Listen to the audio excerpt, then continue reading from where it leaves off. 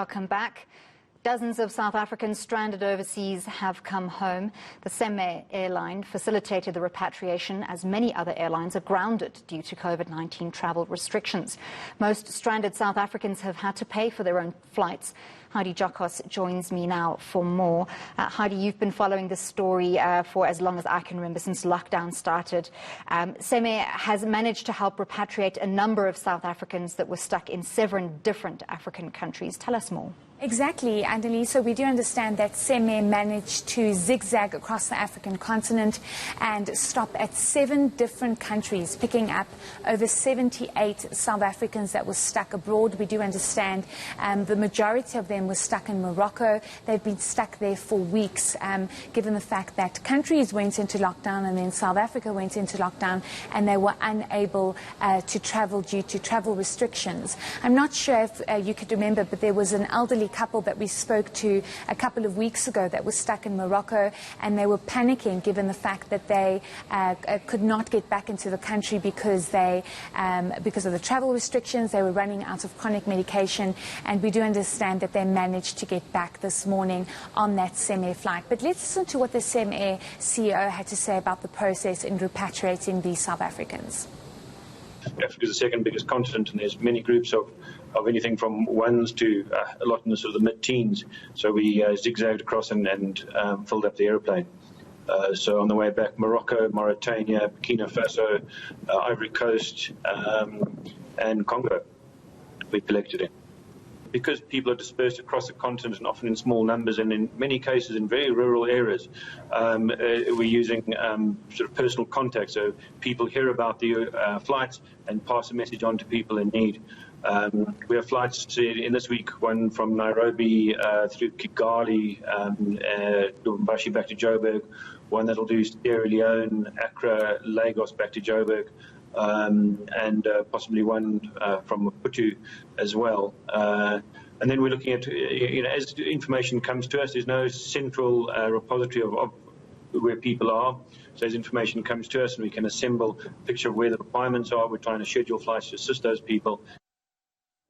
You managed to speak to a South African who was stuck in Morocco for weeks. He's back now. What does he have to say about the whole experience? Yes, indeed. So he said that the biggest issue for him was the fact that he had only planned to stay in Morocco for 7 days. He ended up staying for 8 weeks, given the fact there were these travel restrictions. And he says financially things started to become extremely tough, given the fact that he needed to find money to stay at accommodation for a longer period of time. We also know that 2 gentlemen were stuck in Malaysia for 2 months. Annalie, they had been sleeping at the airport for 2 months, and they also managed to come back. So we're hearing of all these experiences and many saying that they are happy to come back. Let's perhaps listen to what one South African had to say. I've never been so happy to see South Africans, so happy to be back in South Africa. I'd like to thank CemAir for daring to take on such an impressive and epic flight. Stopping in 5 different countries in Africa is no joke. And thank you, Department of International Relations, for finally coming through and making sure that we have all the approvals we need, and the Department of Public Works for arranging this wonderful quarantine facility that I'm staying in right now. There's nothing worse than being stuck in a country for 8 weeks when you were planning to only be there for 1 week. So for me, the difficulty was more financially, that I had to spend a lot more money than I expected. And at the same time, I had obligations back home that I needed to look after, and I wasn't sure what's happening back home. There was just a lot of uncertainty. And so for me, that was the difficulty. It was emotionally draining, and it was psychologically difficult. Heidi, do we know of any more repatriation flights happening in the next couple of days? I'm sure there are many South Africans who want to come home. Most definitely, Annalie. We've spoken to DIRCO, and they have indicated that the repatriation process continues. They have indicated that there are certain areas where they are struggling to move into, given the fact that many people are in remote areas where they can't get access to major airports. But they are in the process of facilitating more repatriation flights. Just from the 13th of May to date, over 300 South Africans have been repatriated.